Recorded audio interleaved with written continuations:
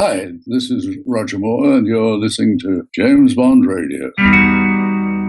Hello, and welcome to James Bond Radio. This is episode 139, where we have a special guest interview. With me, as always, is my main man, my main partner, the main dude, Mr. Tom Sears. How are you, my friend? I'm doing very well, my man. How's it going? Not bad at all. Now, this is an interview which I'm really looking forward to listening to. And it's one that's a little bit out of left field, isn't it? And we've got our special roving reporter who did the interview, Mr. Pete Doherty, but not Pete Doherty from the Libertines, Tom. Thankfully, I've not got the time of day for Pete Doherty from the Libertines. This Pete Doherty, however, what a lad. I met him at Bond Stars this year. So, yeah, he's a good fella. He is. He's a really nice geezer, and obviously really into his Bond and everything like that. And so the interview is with none other than Mr. Joe Mcgraw. Now he, Tom, and for all of our listeners who haven't heard of him before, is one of the directors of 67 Casino Royale. Ooh. Now, do you know how many directors were on 67 Casino Royale? I think there was probably about 67, wasn't there? I think you're not far off, actually. Yeah. So there were 5 official directors, but there were also a couple that are one definitely uncredited, and there's probably a few others, you know, that shot a few things as well. It was in such a chaos, that film. But yeah, so it's an interesting take on this because there's a lot of story about the production, what happened, what went through. There is a big thing about Peter Sellers and Orson Welles not getting on. And yeah, so there is a really interesting interview and a different take on that. And for anyone that hasn't seen 67 Casino Royale or has attempted but hasn't finished 67 Casino Royale, I know it is hard, isn't it? It is tricky to watch, but as our duty as Bond fans, I think you have to watch it to the end at least once, don't you? I've probably seen it a dozen times or so, I think. Have you really? That many? Oh, at least, let me think. Good at least. God, man. I tell you what, I remember. No. Let's cut that back a bit. I reckon maybe 8. Maybe about 8. I mean, 7 or 8. That's quite a lot. I mean, I remember buying it on VHS when I was probably about 11 or 12. And I don't even remember it at all, really. I don't even know if I got to the end of it, and that's the only time I've ever investigated it. I've not even touched it since. So if you've gone through it 8 times, man, that's quite impressive. Yeah, I think sometimes I might have had a glass or 2 of wine to help You need to get out more, mate, is what you need to do. Yeah, too right, man, too right. Yeah, I don't know. I just think you've got to give it a bit of a go. But it is a crazy ass film. We know that, and it is all over the place, and it's definitely, you know, it's not a proper Bond film, and it's not a great film by any means, as Joe himself sort of admits in the interview. But it's a part of Bond in a weird way, isn't it? So of course, yeah. I mean, give it its dues and stuff. It's like one of those things. Obviously, it's a bit of a different animal, but you've got obviously Casino Royale 54. I think they made that, didn't they? That black and white one, the TV one. Yeah.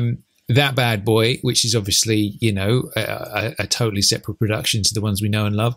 And then, of course, there's Never Say Never Again, which is another different beast. But you do have to look at them. Do you know what I mean? Because they are James Bond at the end of the day, in whatever shape or form they come in. But does this extend to the James Bond Junior cartoons? I'm not sure I could sit through every single episode. Do you know what? I don't think I've ever seen a full episode of that. I don't think I ever watched it back in the day when it was on TV, and I've seen like little mini clips of it on YouTube, but that's about as far as I've gone. Maybe you've exposed a hole in my bonddom. Well, mine too as well. So before we get started and do our listener trivia, I thought I'd say a bit of background about Joseph McGrath, or he likes to be known as Joe. So here's a little bit of spiel about our interviewee coming up. So he's a Scottish film and television director and a screenwriter as well. Now, this is interesting. You'll like this, being a bit of a music and Beatles fan. He worked with director Richard Lester on the musical comedies A Hard Day's Night and Help. So he worked on both of those, which was pretty cool. And in November 1965, he directed the Beatles' first ever music videos. So they were known as promo clips back then. And it was basically filming the band filming the band, miming 5 of their sort of songs. Ticket to Ride, Help, and Day Tripper were included in those. So that's quite interesting. The first music videos that he's done, that's obviously pretty cool. He's also known for his collaborations on The Goon Show. Now, that is sort of quite a quirky comedy show back in the day.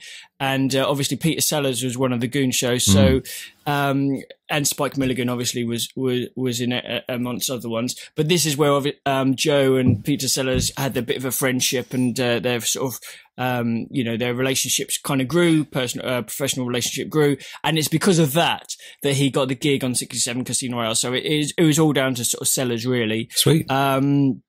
And now, obviously, we mentioned there's loads of different directors. There was like 5 official, and they each took different scenes of the film. So, there was the Scotland scenes, there was the sort of the crazy casino scenes, and every sort of there was a scenes that were sort of shot in Europe, wasn't it, or something like that? But either which way. Joe's scenes were the casino scenes leading up with Peter Sellers and Orson Welles and all around that. So, it's heavily featured in the film, that sort of area. So that's the sort of main thing that he took on board. The other directors being Val Guest, Ken Hughes, John Huston, and Robert Parrish. And there was Richard Talmadge, who did a bit of directing, but he was uncredited. So just to tell you a little bit about Casino Royale, obviously it was released in 1967. Now, it was released on the 13th of April, which is 2 months prior to You Only Live Twice. And although obviously the critics panned it and whatever, it still was a pretty decent financial success. So it grossed $41.7 million on a budget of $12 million. So that's not bad at all. I mean, that's great, isn't it, really? Yeah, it's not bad. Although it does dwarf compared to You Only Live Twice, which made $111.6 million apparently on a budget of only 10.3 So that's my nice boy to hear right that, there. it? Nice. Yeah. Yes. It's like, come on, Eon, come on. So basically the interview, is really candid, talking about just the trials and tribulations of actually shooting the film. And there are some stories about Peter Sellers which are really unbelievable, like the sort of stuff that he'd do in the film and what he got up to. So it's a really thoroughly enjoyable interview. Beautiful. All right. Well, I'm chomping at the bit, mate. And I tell you already, Excellent. You've inspired me, or should I say, Pete Doherty and Joe Mcgraw have inspired me to revisit Casino Royale 67. I think I'll have to after getting stuck into this. How long ago was it that you last saw it? Oh, God, mate. It must be a quarter of a century ago, I reckon. Seriously? I reckon it must be getting on because it would have been. So you've seen Die Another Day more recently than you've seen 67 Casino Royale. I would say it's probably 93, 94, maybe 95 that I got that. Because I remember collecting I joined one of those VHS clubs where they sent you the first 4 Bond films for like 20 quid or whatever. And then you got a Bond film every month until you completed the collection. And I remember going through those and GoldenEye not being part of that collection yet and getting really excited in the run up to in the aftermath of GoldenEye to get that one. And I remember around that time, I picked up Casino Royale 54 and this one and Never Say Never Again. And I was kind of like filling in some of the blanks that obviously I wouldn't have got in the set that they were sending me. So yeah, I reckon that was probably somewhere between 93 and 95 that I watched that last. Yeah. Okay. Well, we might have to review it one day. Yeah, we'll have to. I suppose it makes sense really when we get to the Daniel era to obviously do the real Casino Royale and then do all the other ones surrounding that, I guess. Or 54 first and 67. Yeah. And then 2006. Absolutely. Yeah. We'll work through it. Brilliant stuff. Okay, so before we go on to the interview then, should we have a listen to this week's trivia question? Let's do it. Hello, Tom and Chris and the rest of the JBR family. Scott Monty calling from Wisconsin in the United States. My trivia question for you is, can you name which movies James Bond does not wear a tuxedo? Again, which movies does James Bond not wear a tuxedo? And I'll call back with the answer. Thanks, and keep up the great work, guys. All right, good stuff. Nice little question there from Scott. Now, I would argue, Chris, that he doesn't wear a tuxedo in any of them. Ooh, now this is controversial, Tommy. Why is that? Why does James Bond never wear a tuxedo? Because if you're playing strict rules of golf, it's actually a dinner jacket, isn't it? It's not classed as a tuxedo. Isn't it right that a tuxedo comes from New York specifically, or something like that? Or I'm sure it's definitely an Americanism, tuxedo. So if you're maybe our listeners across the pond, a tuxedo is fine. But for us over here, it should technically be referred to as a dinner jacket, I think, as obviously referenced in Casino Royale by Vesper. All right, so nice. 4 marks for Tommy straight out of the gate, Chris. Wow. Okay, this is impressive. You're on it today. But I tell you what, for argument's sake, let's answer the question as if it applies to tuxedos and I will jackets. take one for the team. I will stop being a bellend, and I will take the question in the spirit in which it was intended. Absolutely. So nice one, Scott. So should we crack on with today's interview then? Yeah, let's do it. Here is Pete Doherty's interview with Joe Mcgraw. Who are you? My name's Bond. James Bond. Bond. James. Bond, what do you think you're doing? Keeping the British hand up, sir. Welcome to James Bond Radio. News, reviews, and discussion of all things 007. Pussy. As you can see, I have no problem with female authority. Oh, pipe down, 007. Do you expect me to talk? No, Mr. Bond, I expect you to buy.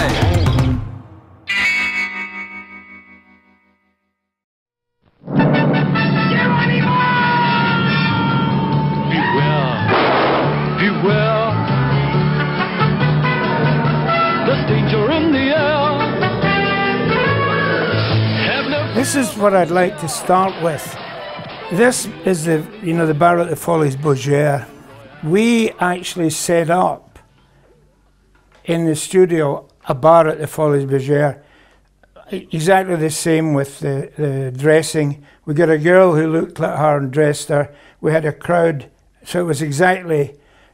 We saw this painting, and then we went from that painting. We dissolved from the painting through to in the studio with this replica of the painting. She moved, and Peter Sellers came in and took a drink and left. It's not in the film. I mean, that's one of these sort of things that really, that's what film is about, the magic that you can do that. Instead of which, they set up a set, a set that was supposed to be the entrance to the Casino Royale. I wasn't there, They set up a doorway, they're going through the door, and then they're in the casino. Whereas that would have just, it's the difference between, imagination.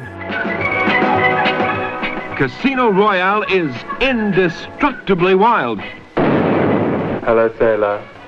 Indescribably funny. Oh, you like that sort of thing, eh?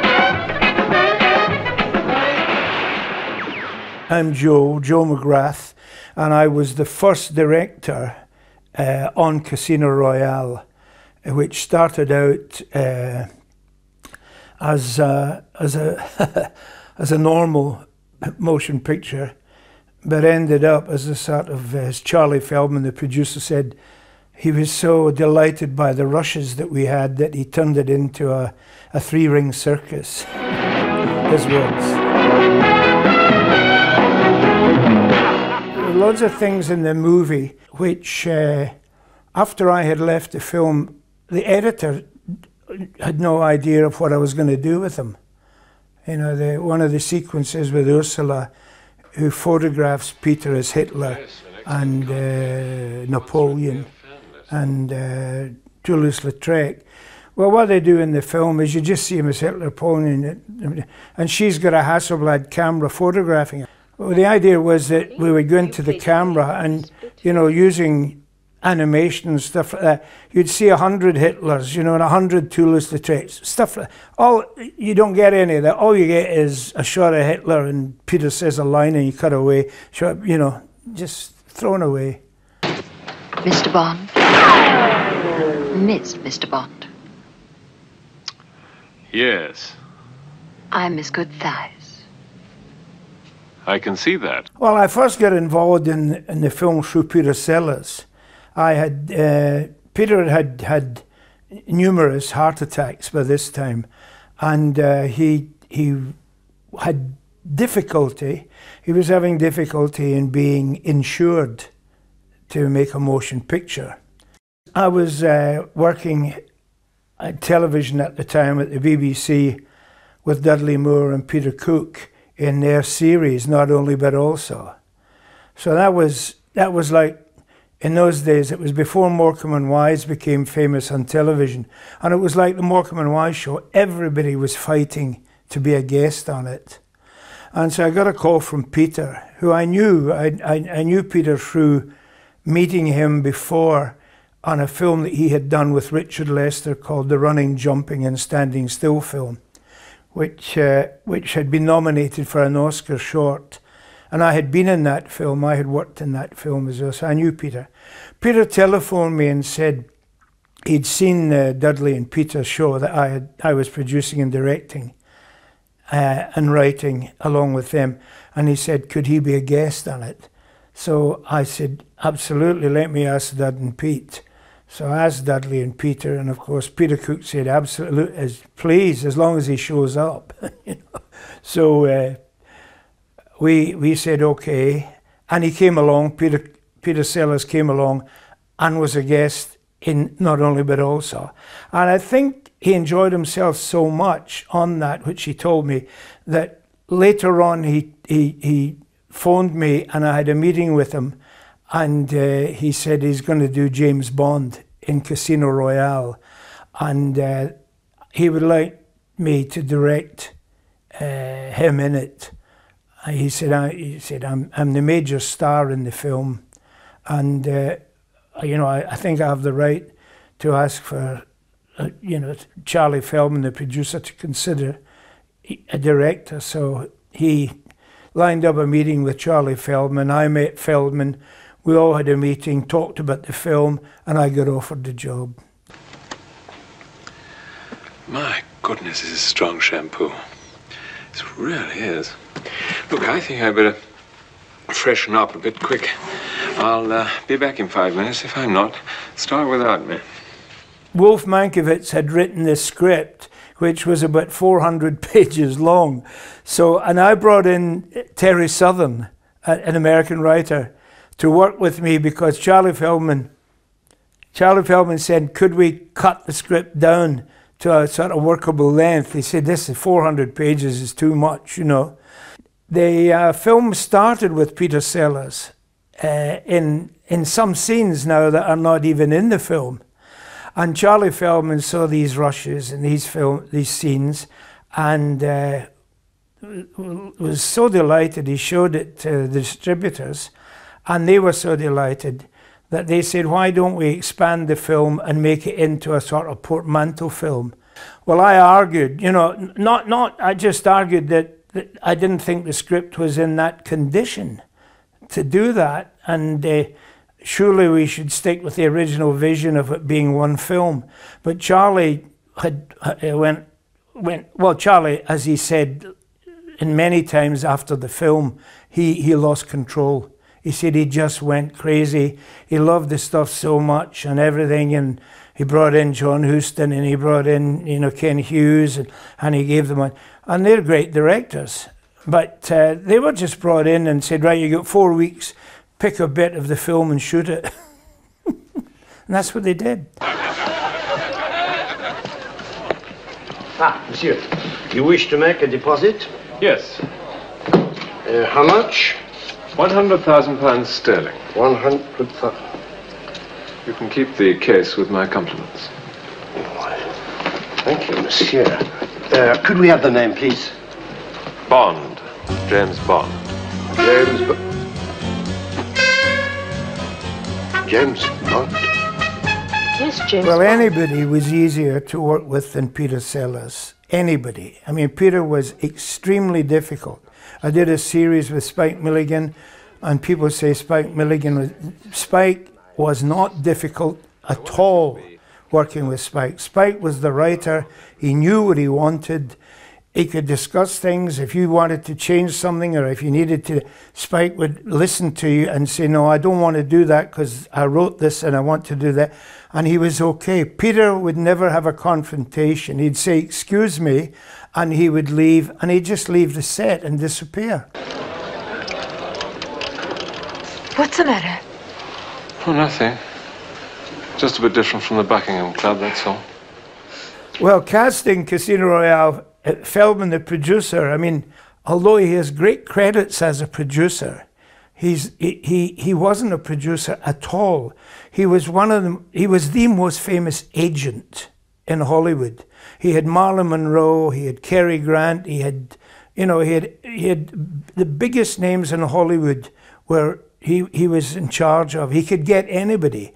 In fact, on Casino Royale, there's 2 bit parts in it that I got Jonathan Routh, who was the main guy in Candid Camera, and I brought Jonathan Routh in as a heavyweight, as a sort of crook, because he looked like Boris Karloff. See, and I thought, well, that's very good, you know. So when I said to Charlie Feldman, he said, who's this guy that looks like Boris Karloff? I said, that's Jonathan Routh. We're using him because he looks like Boris Karloff. I thought it'd be quite funny. Charlie Feldman said, you should have told me. I could have got Boris Karloff.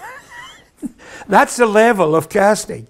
I mean, when Peter Sellers said, can we get Orson Welles to play Le Chiffre, the crook, in Casino Royale? Charlie said, yeah, picked the telephone up, dialed a number and said, you know, I'll get Orson.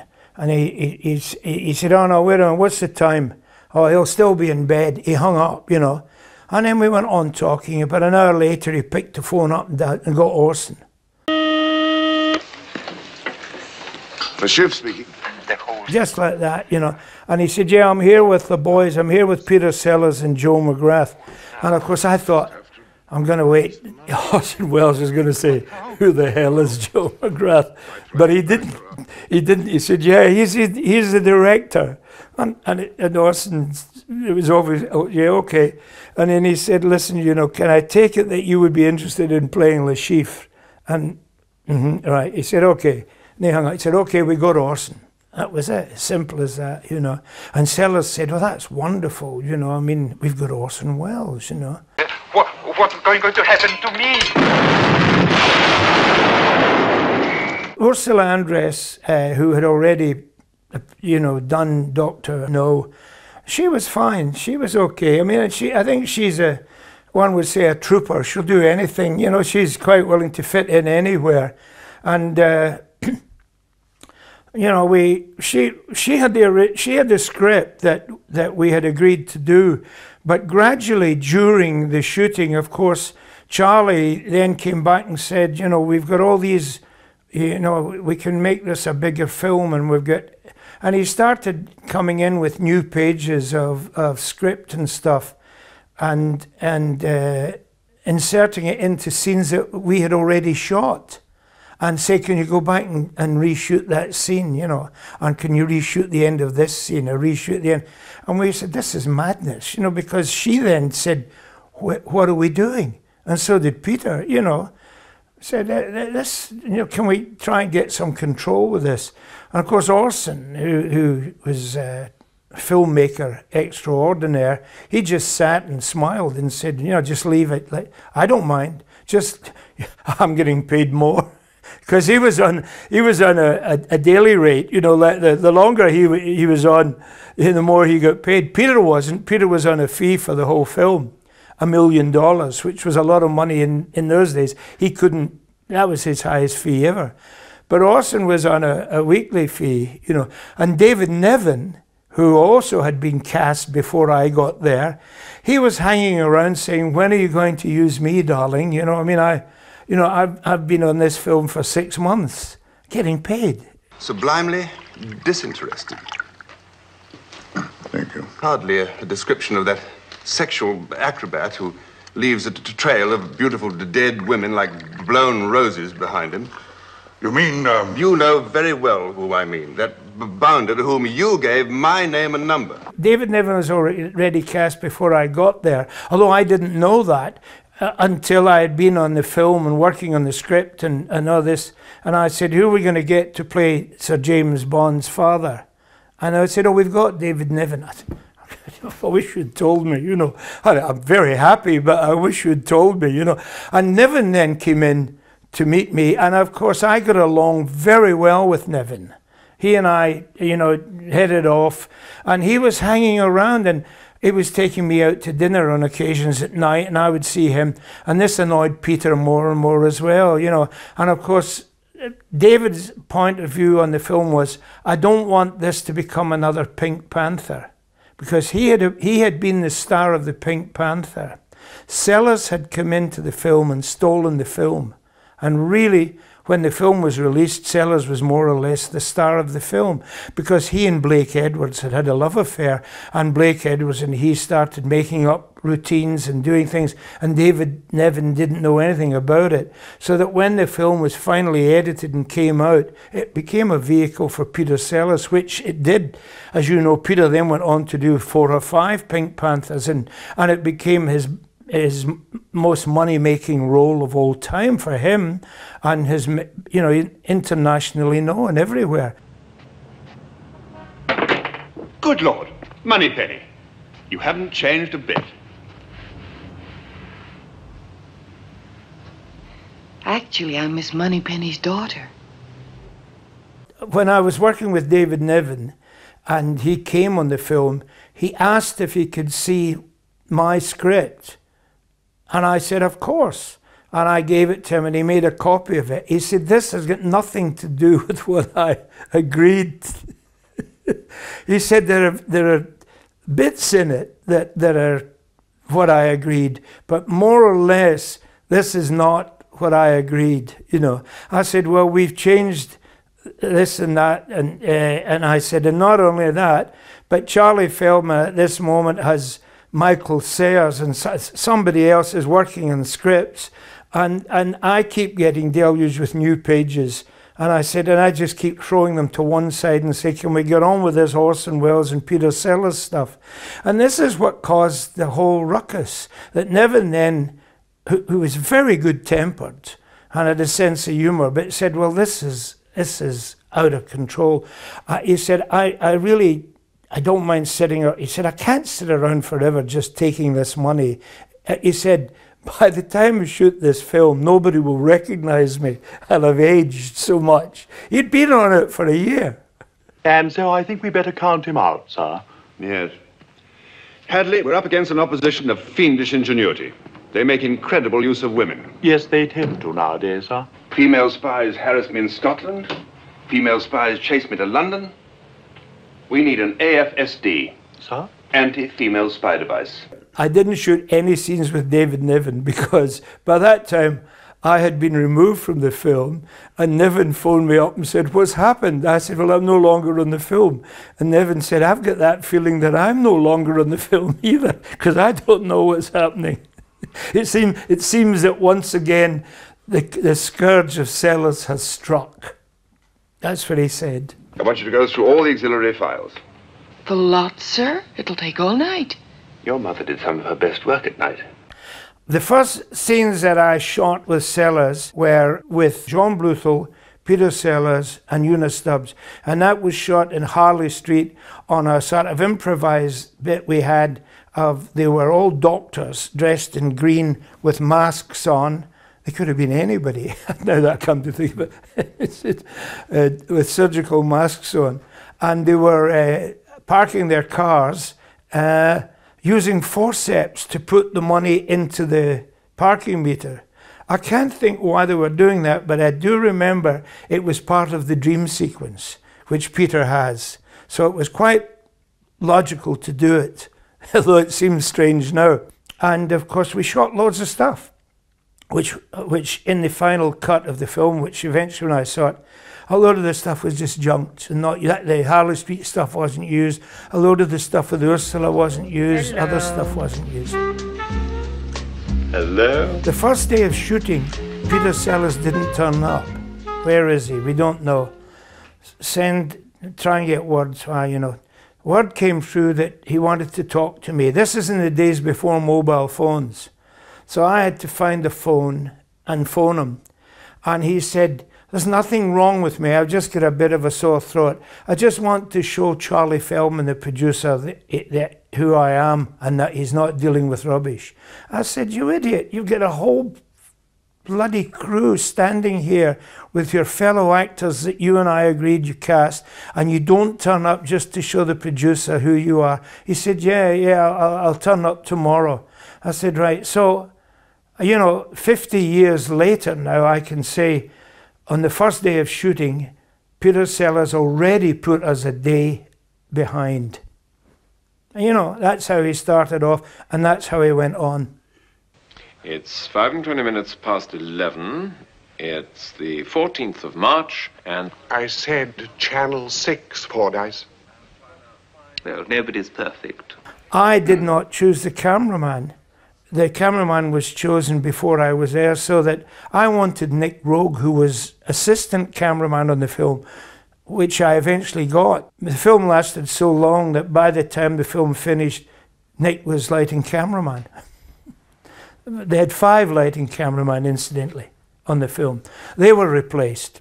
The one lighting cameraman, Jack Hilliard, who started off with the film, was so slow that he was going to be replaced in the 3rd week, which I approved of.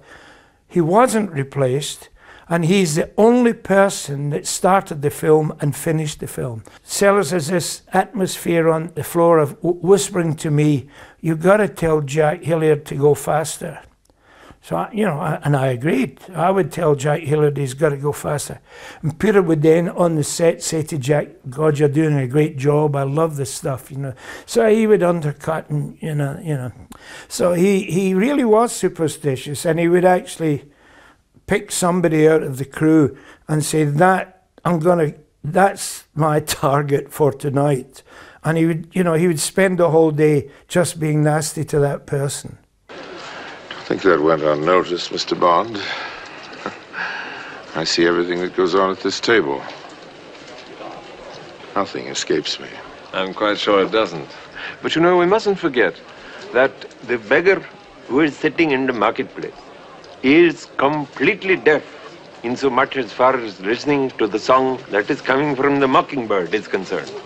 I'm sorry, Mr. Bond, I don't get the connection. You will. You will. The casino scene with Orson, that was shot at Shepperton Studio as well. Peter turned up on the first day with Orson. We discussed the script. We discussed the script that we were going to shoot, which we had all agreed. I had already met Orson. Obviously, you meet the actor before you get on the set. So we'd set up a meeting to meet with Orson, Charlie Feldman, the producer, and Peter. Peter again didn't turn up at the meeting and said he wasn't feeling well. And he excused himself. And Orson said, well, it looks like we're going to have trouble.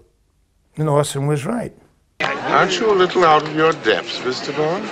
In the last 20 minutes, I have ruined 2 Greeks and a Maharaja. No, Mr. Bond, we aren't playing for marbles. The night is young, and the rose garden is already littered with my victims. Peter has an entrance, comes in, sits down, and there's dialogue between him and Orson. And that's shot in a wide shot, a 2-shot, from Orson's point of view, but Orson is close up to camera and Peter's at the other side of the table. That's a 2-shot where that doesn't. And also 2 mirrors above the casino table, and I had extra cameras. Orson, of course, being a complete filmmaker, the minute he came in and sat down, looked up and said, I see you put mirrors there. Very clever. That'll save time. So I had close-ups of Orson in the mirror and close-ups of Peter in the mirror and a 2-shot. So I had 3 angles that I could cut to. Peter saw this and said, oh, you're being clever here. I said, yeah. He said, I don't want to appear. I don't want to appear in a 2-shot with Orson. And that was the argument, you see. Orson Welles and I, one has to think about things like that, one week you're in television, next week you're saying action to Orson Welles, Incidentally, he didn't like people saying action. No, he'd say, do something wonderful, Orson. And that got under Peter's skin. He didn't like that, you know. And I began to enjoy working with Orson, you know, I'd say. And of course, he was so relaxed in front of camera. He would actually, in the middle of a take, actually talk to me. You know, in the middle of a take, do you think that's okay? Can I do another one just right now? If you don't mind, keep running. And then he would go back into character and do the line again. He said, it'll save time, you know, and he's right. When you have that confidence, and you say cut, that was fine, you know. You know, so that we worked out a way of shooting. This was in the first day. But then that was in the first day when Princess Margaret turned up for lunch, and that stopped shooting. And of course, she had met with Orson before as a friend, so that really annoyed Peter. And that was the business that Peter and I had a confrontation the next day, because Orson was waiting, and Peter asked to talk to me, and we went off set to talk, and he said, from now on, I'm not going to shoot any scenes with Orson. No two shots, no wide shots. Just shoot Orson in close up, and then we'll look at what he's done after he's shot all his stuff, and he's gone off the set. I said, wait a minute, you're talking about me shooting close-ups in Orson for 3 or 4 weeks without you being there? He said, yes, you can do that. You can get somebody to read my lines, and then when Orson's gone, you and I can look at what Orson's done, and then we'll be funny. We can write in new lines, so I'm funnier than he is and better than he is.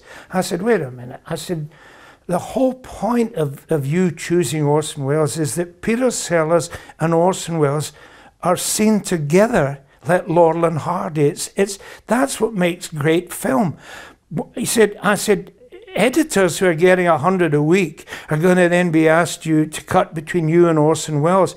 Whereas if I got you in a 2-shot, I'm got the timing of Orson Welles and Peter Sellers, for which people are being paid $1 million a film. You know, Peter, you can't do this. Oh, he said, I can do this. I can do it, you know. I said, oh, you're an idiot. You're behaving like a spoiled child. And he hit me. And I hit him back.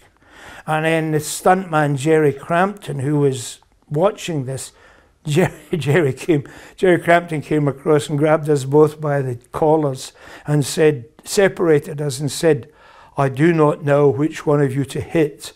I love you both. And Peter and I started laughing. And years later, Jerry Crampton said, watching Joe and Peter fight, it was like teenage girls swatting wasps. I can laugh now. I mean, no one can be such a perverse idiot as to assault a customs official. It must be deliberate. May just be natural talent, sir.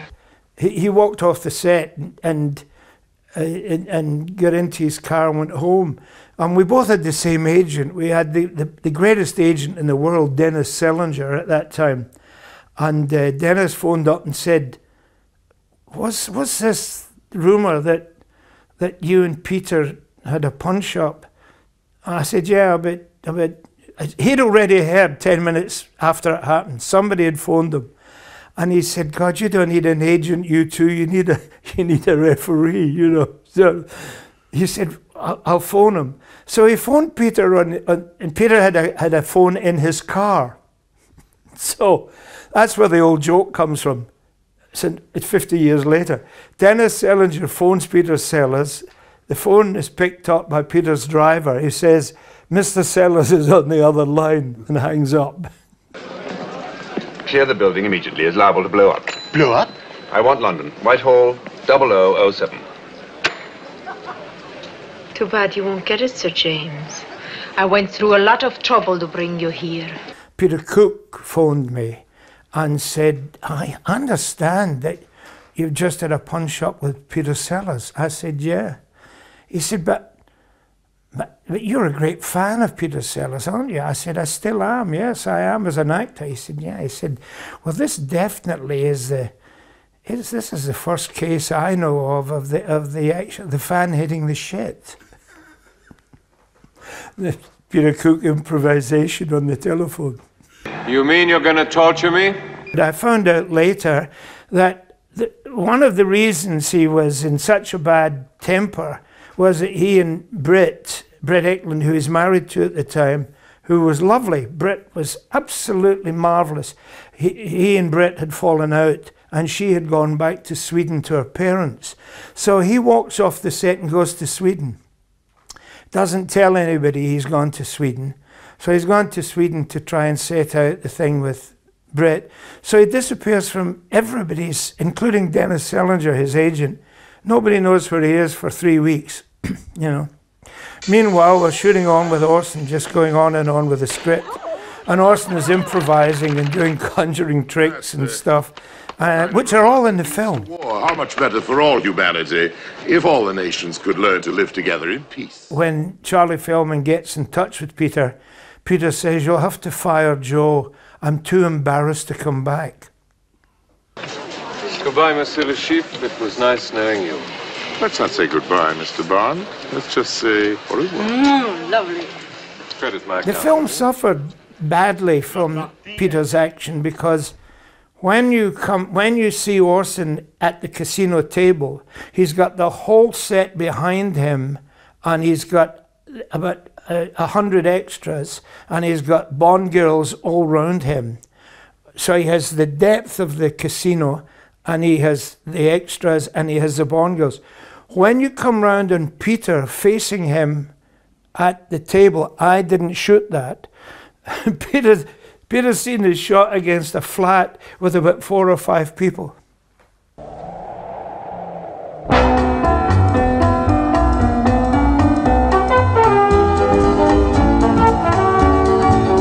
After you get over the opening credits, you get to the heads of police states, the CIA, the Sûreté. They're in a car, and they're going through an animal safari park, which I didn't shoot. It was shot by a second unit or something. And they're going to meet Sir James Bond, who's David Niven. And they have a whole load of setting up dialogue. And then the film goes on, and they meet James Bond, and the film starts. Now, I mean, for a film of this stature, that's interior a taxi. It's William Holden, Kurt Kasner, and John Huston in a terrible red wig. And in the background, there's lions at Longleat, and they're all roaring. And so that's back projection. And they've got this phony cab, which is just the interior of a cab, which the crew obviously were shaking.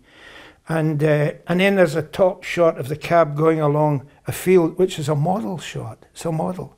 And that's the opening of this.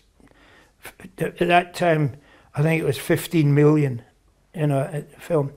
What the opening that Terry Southern and I wrote, and we got stock footage, which was the shot of New York and the Statue of Liberty in the distance, which you can buy, you know, it's stock. We got it, and it's from a helicopter, and you go in and you go in and you go in on the Statue of Liberty, and you go into the Statue of Liberty and you go up into the torch, which is round, and you see people in the torch, which you do because you can go up the arm of the and in there. You know, we dissolve through, and you're in the interior torch of the Statue of Liberty with New York behind another, and you have Kurt Kasner, you have William Holden, and you have John Huston, and they're talking about going to meet James Bond, and they've chosen this place because it's the most secret.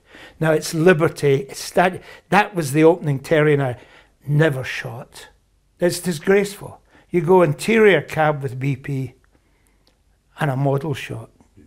Listen, you can't shoot me. I have a very low threshold of death. My doctor says I can't have bullets enter my body at any time. I got to know Woody because he arrived before shooting started. We used to meet and talk about the film, and the ideas in the film. And he had already worked with Charlie Feldman in What's New Pussycat. So his attitude, he said Charlie is not a producer in the real sense. He had no idea of comedy, and he used to go into the cutting room when I wasn't there, and he'd go through all the routines that I had shot over the last week or two, and he would go through them all and take the payoffs off the routines, so that I would be left with the beginning of routines, the middle of routines, going nowhere, and then he would cut to another sequence. And he said, he said, it's one of those things. He said, I had to fight and argue to get, some of the payoffs back on. And he said, so you have to keep an eye open on that when you shoot Casino Royale. So which I was doing, and which indeed Charlie did right at the very beginning. There's a car wash sequence with Duncan McCrae as the French detective with a Scottish accent. And he's got a Scottish accent because Peter didn't want him to have a French accent, because he said people might think he's trying to be Clouseau. So Duncan had to... And then Peter makes a remark in the film, which I wasn't there, saying, why have you got a Scottish accent? There's something been worrying me. You're a French police officer, and yet you have a Scots accent. It worries me too. And Duncan doesn't know how to answer it, and it's in the film. Duncan should have said, because you asked me to. We don't want our little talk to be overheard. Get in the car. Oh, there's nothing to talk about. And as they're driving through the car wash and dialogue, there's girls in rubber suits are around the car, cleaning the car, soaping the car, very sexily in those days, 60s, these girls, the Bond girls, and they're wiping soap on the windscreen, wiping it off. And then the side of underneath the car, they fix a bomb. So the bomb is actually ticking, see? And they go back up into the car, so Peter and Duncan McCrae are carrying on the dialogue, which there was a very funny bit in the dialogue which Peter had lifted straight from the Goon Show, and which we put in. He says, I must warn you, Mr. Bond, that I'm keeping an eye on you here, and that anything you do, you can only do with my permission, that, I'm the chief of police. And Peter says, say that again, and he switches the radio on, and Duncan says it again, and then Peter says, yes, it does sound better with music. You see, which is a terrible good Spike Milligan joke, And the end was supposed to be the car explodes, and when the smoke clears, Peter is still immaculate, James Bond, and Duncan McCrae is a smoking wreck, And he says, you really should try to give up smoking. You see, and that was the end of it. And Charlie said, it's a bit Tom and Jerry. I said, yeah, it's meant to be Tom and Jerry. That's the whole point of it, I said, you quite like the opening titles, which is Dick Williams, I said, this is in the same sort of humour and all that. Oh, no, I don't like that, So when I left, that scene, you see that scene, he gets into the car wash for no reason. There's all these girls washing the car, and then you go to another scene. Mr. Bond? Yes? I'm Lieutenant Mathis of the Special Police. The art director, Michael Stringer, built this French urinal on a flat, and we had little girls with nuns going along behind it for that scene. Now that scene's supposed to be later in the film when he's arrived in Paris. Well, Charlie says, that scene's the funniest thing in the film. He says, that's the best thing in the film. So he opens the film with that.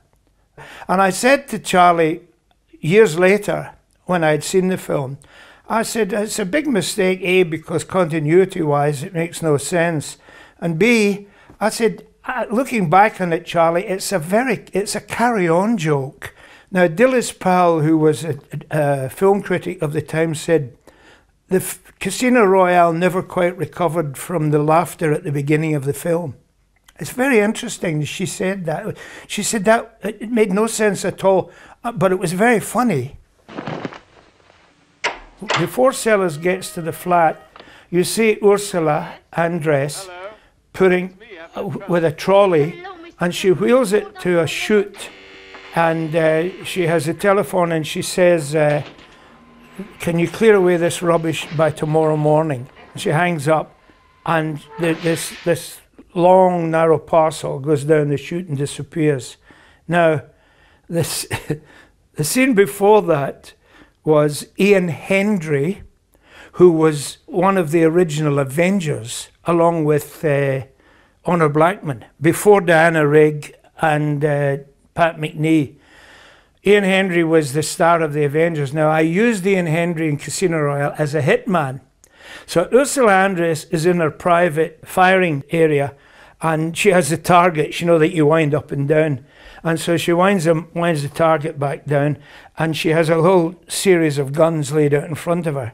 And she's reaching for the gun when this hitman appears behind the target. It's Ian Hendry.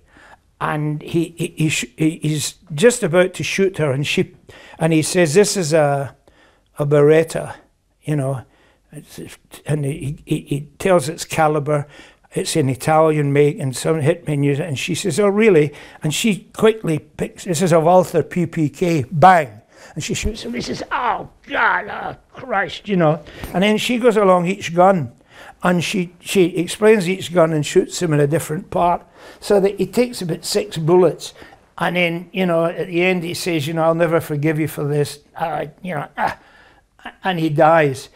She then puts him in a parcel and sends him off. Now, the Ian Hendry scene is cut out of the film. So you start this scene with her with a parcel saying, get rid of this rubbish, you know, tomorrow morning. Now, you don't know what's in that parcel. That's Ian Hendry, who you've seen being shot by her 6 times. The reason Terry Southern and I wrote that scene, which Charlie didn't understand when he saw it. He said, it isn't funny. I said, no, it's funny in a different way, Charlie. It's showing that in movies, people get hit 6 times and still can do dialogue and still live. You know, I said, it takes about 8 bullets to kill them. It's a joke. I said, you know, you get hit by a bullet, you don't get up, you know. And Charlie was saying, nobody will get it, nobody will get it. Anyway, the point I'm making is, Ian Hendry got £5,000 for a non-appearance in Casino Royale as a parcel. Tall and tan and young and lovely, the girl from Ipanema goes walking and then shot through a fish tank with slow motion, which, you know, and after the shoot, the electricians argued about who would have the fish, because a lot of them died with the heat. And he's in a nice suit and she's in this nice flowing dress, and we had a wind machine, so it looks beautiful, and the fish are there in front. To give them the mood, I played The Girl from Ipanema as a guide track. When I went to edit it and all that, Charlie Feldman had taken it out of the film. I said, what are you doing taking it out of the film? He said, he's not being funny. I said, what are you talking about? It's not meant to be funny. He's James Bond. He's arrived to see Vesper, and he's dressed like this, and he's being serious. He's playing the part of James Bond. And Burt Bacharach was doing the music for the film, and he came into the editing rooms as I was having this discussion with Charlie. And he said, what is this? And I explained to Burt what it was, and Charlie was there. And Burt said, well, could I see it? And Charlie said, well, have a look at it, but I just think it's terrible, you know. So we ran it, and Burt said, oh, I think that's fantastic. We should put that in the film. He said to me, The Girl from Ipanema, the music you're playing, he said, that's such a good tune. I'll never come up with a tune as good as that. Well, of course, he came up with The Look of Love. the look of love is in your eyes, a look your smile can't disguise. Which we got Dusty Springfield to sing. It was put in the film. It's the only thing in the film that's nominated for an Oscar. A lot of the missing titles are contained in the opening sequence of the, of the film, the animation done by Richard Williams. He and I did that together. Well, we went through a lot of the stuff I had shot, and indeed a lot of the car wash stuff.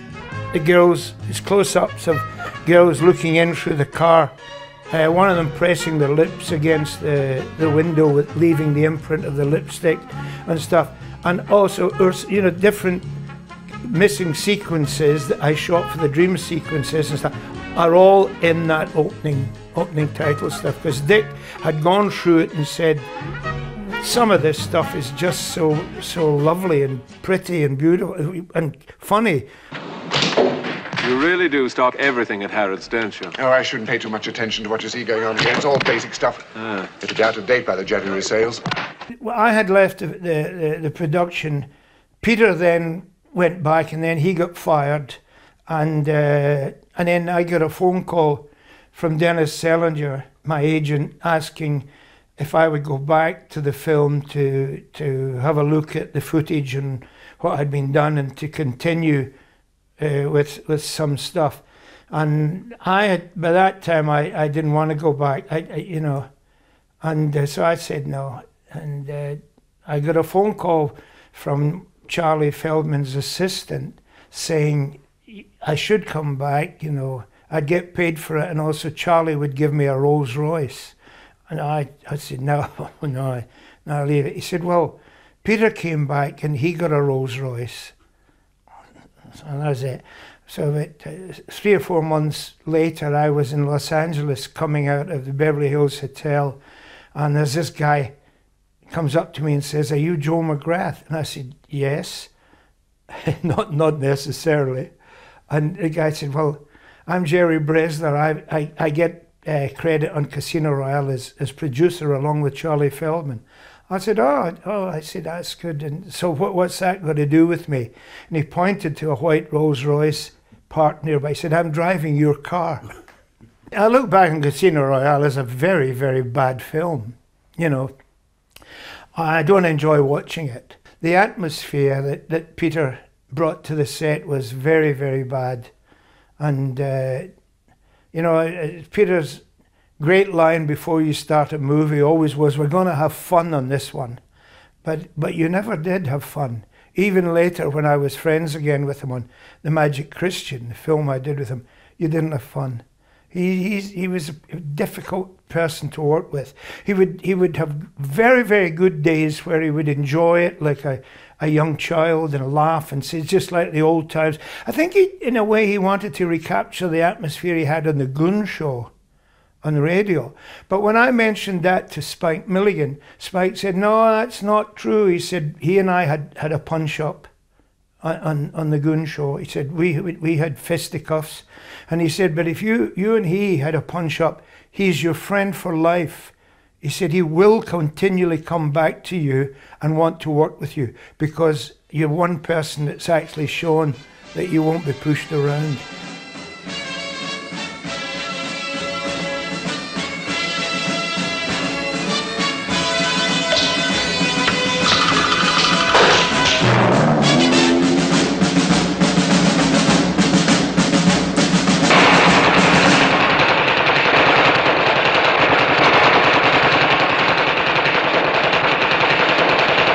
Tremble! Never trust a rich spy. I met up with Val years after the film had been shot, and he had edited the film. He liked the stuff that I had shot because there was a variety of shots. It was wide shots and tighter shots and then close-ups. Now, he said most of the other directors wanted to get it over with as quickly as possible, and a lot of it is shot very tight and close up, And I also shared an office, for 2 weeks with John Huston. So that was fun. It was, I like meeting people at Huston, great director, and he told me he was doing the film simply to have his gambling debts paid off. Charlie would pay his gambling debts off if he did 4 weeks. I just think the film is a mess.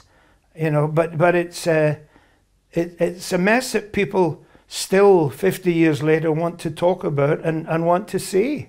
But it makes me sad, you know, when I look back.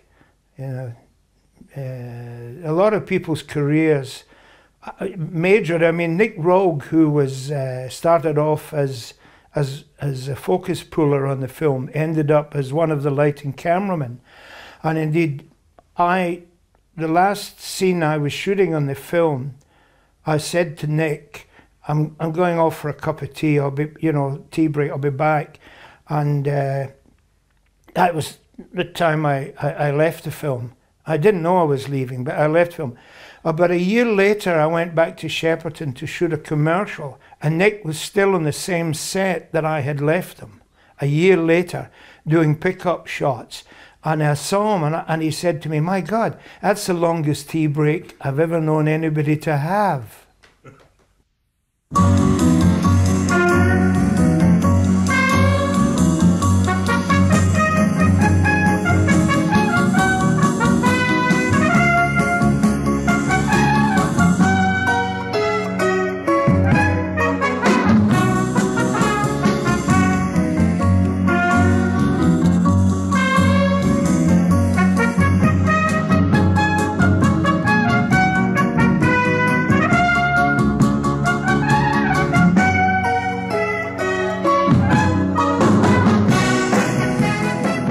Peter Sellers did apologise to me, and he wrote me a letter of apology, which just before he died, because I was with him just before he died, I was shooting a commercial with him in Dublin, and just before he died, just before he went into hospital, he said, "You remember I wrote you a letter of apology?" I said, "Yeah, for Casino Royale." He said, "Well, I'm really very sorry about, you know, what happened on Casino Royale, but promise me you'll never publish that letter of apology. I've never written a letter of apology to anybody but you." I said, "Okay, I promise you, but I won't promise you I won't tell people about it." So I'm telling you about it.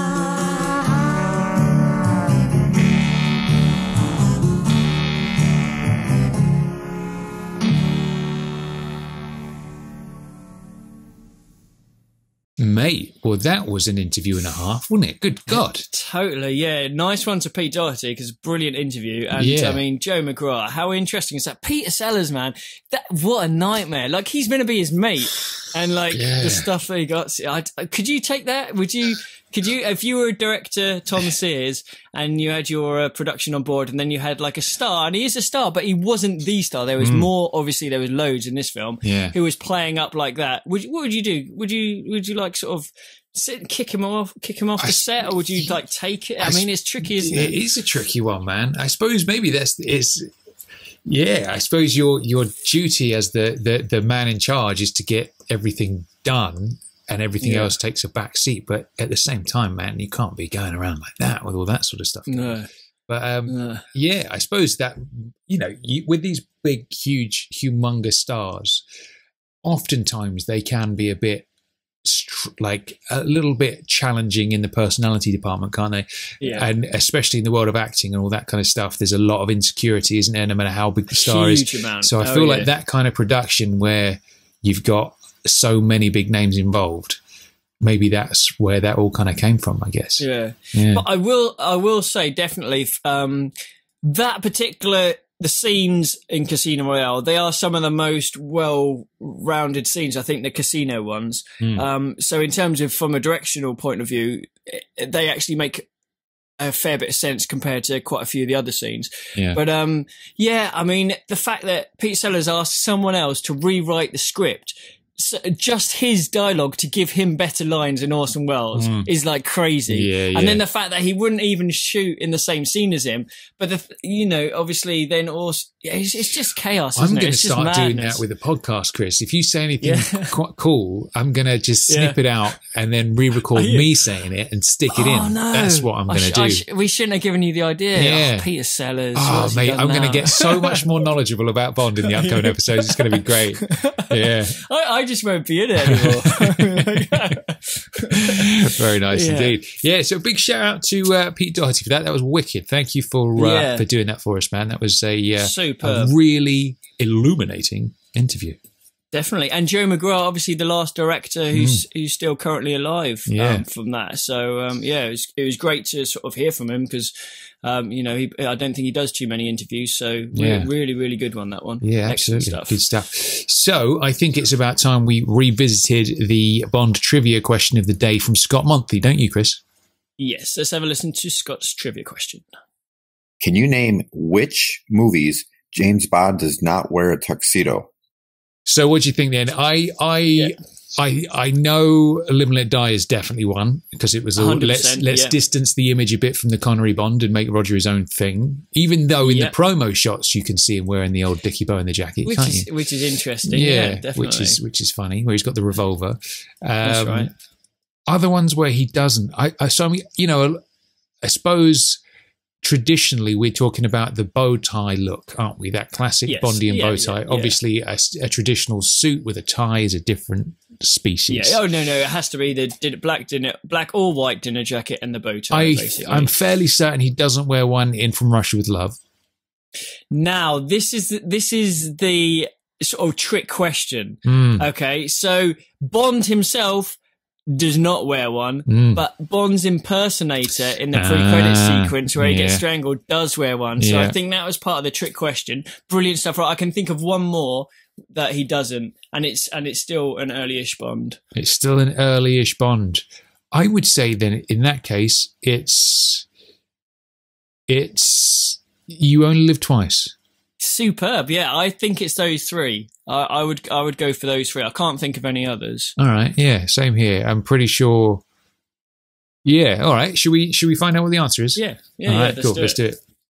Hello, Tom and Chris. Scott Monty calling back with the answer to my trivia question. There are 3 James Bond movies where James Bond does not wear a tuxedo. They are From Russia with Love, You Only Live Twice, and Live and Let Die. I hope I stumped you on that one. Thanks for all you do and keep up the great work. Bye. There we go. We pinned the tail on the donkey there, didn't we? Yeah. I thought he was going to try and be a bit sneaky with From Russia with Love, but he's right. He doesn't. Bond himself doesn't wear one. So, yeah, spot on. Nice one, Scott. Good question. Done. Good stuff. So, Chris, you know what it is time for now, don't you? I certainly do. It's time for the Guess the Quote round. Bond. James Bond. Very nice. This is where one of us has a quote for the other person, and we all have to guess who that quote is. Now, it was my turn last week, wasn't it, Chris? And I think you were reasonably confident of who it was. Okay. I think I could say it within about a millisecond of you finishing your quote. Very nice. All right. So we need the character in the film, obviously. So here we go. I'm going to perform it for you again. Mr. Bond! Nigel Small-Fawcett. Never say never again. Yes. Good one. That was nice. Like pitch perfect as well, man. Thanks, awesome. man. Yeah, I work on that one quite regularly. That's one of my favourites. Yeah, do you? Yeah. In the shower. It's nice. It's funny, old Rowan Atkinson, isn't he? What a legend. Obviously, old Mr. Bean there in a Bond. Yeah. And he's somebody that obviously you see him in things all the time. Yeah. And it never really crosses. He's doing the new Johnny English, isn't he? So he's got indeed. That kind of thing. He's got that angle as well. But he never sort of sticks in my mind as a Bond person. Do you know what I mean? No. It's funny that. No. Yeah. I know. I guess I think that was his very first film as well. Was it really? Which is quite interesting. Yeah. He's obviously super young in it. But I mean, Rowan Atkinson's awesome, isn't he? What a age. Yeah. He's Have you ever seen any of the Johnny Englishes? I saw the first one and it wasn't bad. Is that the one with John Malkovich where he tries to steal the crown jewels or become the King of England or something? I can't even remember. Now. Sounds like the plot for Bond 25. They're written by Purvis and Wade, aren't they? Yeah. So I think I've definitely seen is this the third one coming out of the second one? Yeah, there's one with Olga in, isn't it? Olga Kurylenko. Yes. Yeah. Oh, yeah. No, I remember a bit of that. Goodness that was me. good. Yeah, cool. absolutely. Might have to give that a watch. All right. Okay, so my quote. Are you ready for it? Yes, I am. This week is sweet like money. Do it again. Okay, my quote is sweet like money. That sounded very different. I know. I think the second one. The second one was closer. Yeah. Give it to me a third time. A third one? All right, this is going to be totally different again. Okay. Sweet like money. That's the best one yet. Is it? All right. Sorry, all right. Yeah, no, okay. I'm going to have to think about that one. That one doesn't jump out at me. But all right, nice work. Good stuff. Do we have we had some listener quotes last time, didn't we? So what have we got? Yeah. The one last time was David from Woking. Should we have a listen to that one again? Let's do it. Look, what is this? I'm supposed to... All right. That sounds like somebody who's been startled and surprised by something. Like I said last time, it reminds me of Campbell. You know, I've seen it advertised, I tell you. Yeah. You know, it's that kind of thing. That's good. Look, what is this? I'm supposed to, and then obviously somebody's put a sack over their head or knocked him out or something like that. I still can't get. Look, what is this? A perverts convention? Yeah, I still can't get that out of my head. Yeah, completely. I don't know. I think he stumped us. I think he might have stumped us as well. Should we find out what the answer is? Yeah, let's do it. Okay, so did you get this right? It is, of course, from Die Another Day during the pre-title sequence where Mr. Van Bjerk is stopped by Brosnan and is prevented from smuggling his diamonds and trading them for weapons and a hovercraft. So, hope you got that right. Keep up the fantastic work, guys. Loving listening to your podcasts. Catch you later. All right. Well, there we go. I mean, there's the recipe for us not getting it right, or at least me not getting it right, is that it's from Die Another Day. We've had I think that's what everyone's doing now. We've had so many Die Another Day trivias and quotes and stuff like that recently. It's been tricky. To be honest, I did see it either last year or the year before, but prior to that, I hadn't seen it for about 6 or 7 years. And obviously you haven't seen it for ages. So it is a tricky one to try and get. Yeah, that one, it didn't click sort of anything. But there we go. But good quote, Dave. Good quote. I will try and remember that when it comes to watching Die Another Day, probably next year at the rate we go through the films, or maybe a year later after that if I can push it. So nice one, David from Woking. Have we got a new listener quote this week? We do, and our new listener quote is from Henrik Jordan. Hello, Tom and Chris. It's Henrik Jordan from Berlin, Germany. And I swear I'm not related to Jinx Jordan, as Halle Berry's character was only called in the soundtrack album of Die Another Day. In that movie, which Tom and I really don't like, she was called Jinx Johnson. I'm rather new to JBR because my first contact was on that splendid interview John Williams, not related to one of my favorite composers, did with Neil S. Bulk for the expanded soundtrack for Die Another Day. Since then, I tried to catch up with most of the more than 130 shows you did and actually rekindled my love for the Bond movies big time. Your enthusiasm is infectious and it reminds me of the first years of myself loving Bond, which started in 1977 with The Spy Who Loved Me as a kid. So now, here's a listener quote for you guys. Damn it, man, I said it's urgent. Keep up the great work. And by the way, welcome back, Chris. Henrik Jordan, out. Very nice. Nice one, Henrik. Thank you for your kind words there, buddy. It's good to hear that we've helped rekindle your love of Bond. Why did it need rekindling? There's my question of the day, Chris. You know, the Kindles should always be burning as far as I'm concerned.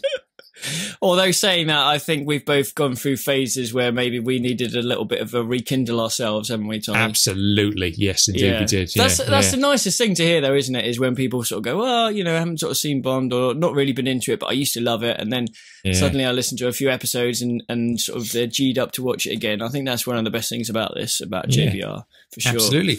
Nice one, Henrik. Cracking quote as well. Cracking quote as well. I have a suspicion, Chris, that you're going to be quite fond of that one. Yes, I certainly am indeed. It leapt out straight away, and it's a great one as well because we definitely haven't had that before. So yeah, brilliant quote, Henry. I would say that's a good performance as well. It's a solid performance. Yeah, it was actually the delivery that rang the bell rather than the words.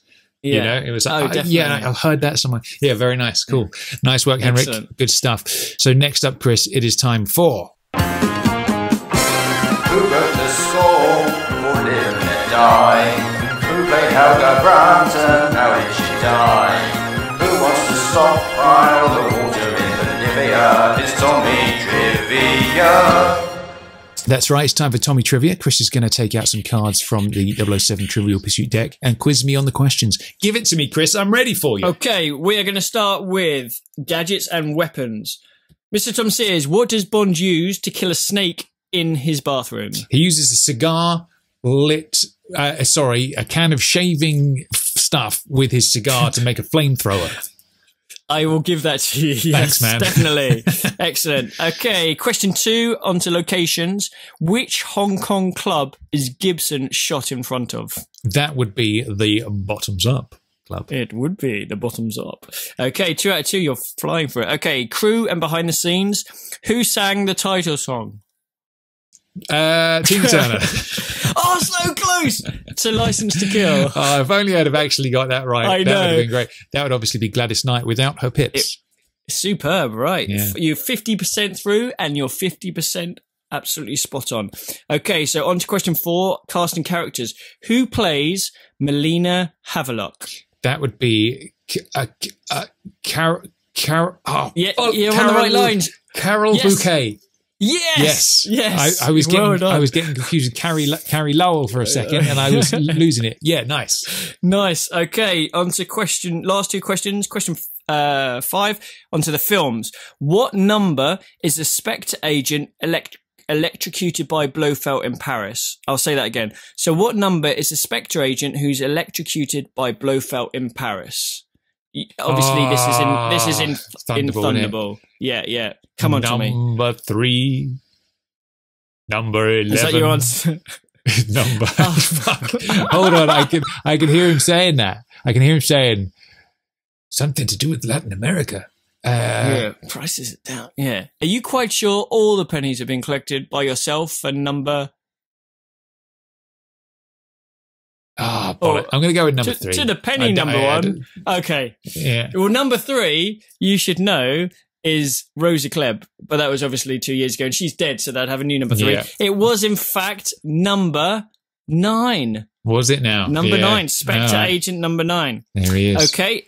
Final question, vehicles. Oh, what is the license plate of the Aston Martin DB5? Well, it depends on which film you're referring to, because if it was Goldfinger, it would be BMT 216A. If it was GoldenEye, it would be BMT 214A, Chris. Which one is it? I need the details. Well, it also doesn't say whether you want the British license plate or the French license plate or the Swiss, I think the other one is. Did so I tell you what, I'm going to give it to you because you got them all pretty much. So yeah, excellent. 80%, 5 out of 6, Tom. Yeah. Superb.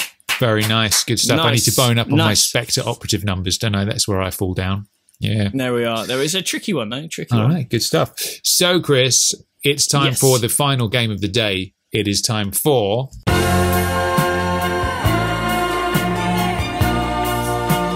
It's the music cue.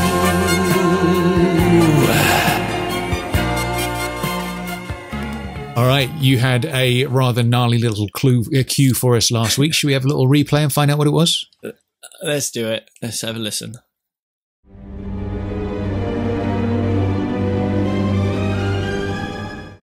Right. You are looking supremely confident there, Tommy. I am. I would say, I'm going to just come straight out with it. This leads in to what I would say is one of the most frantic and exciting car chases in the Bond story.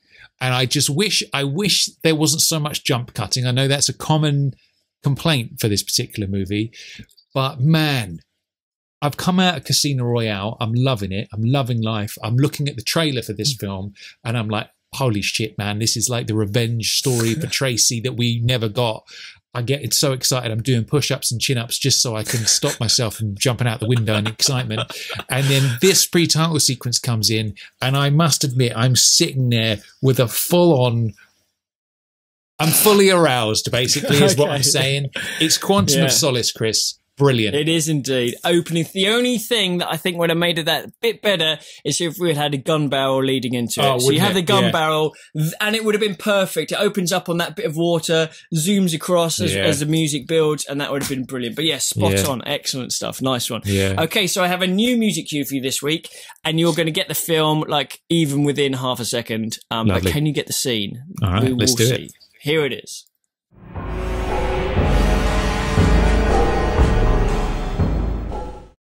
All right. Yes, there's some clues there, namely the sort of percussive sounds in the background that very much make you think of one film in particular.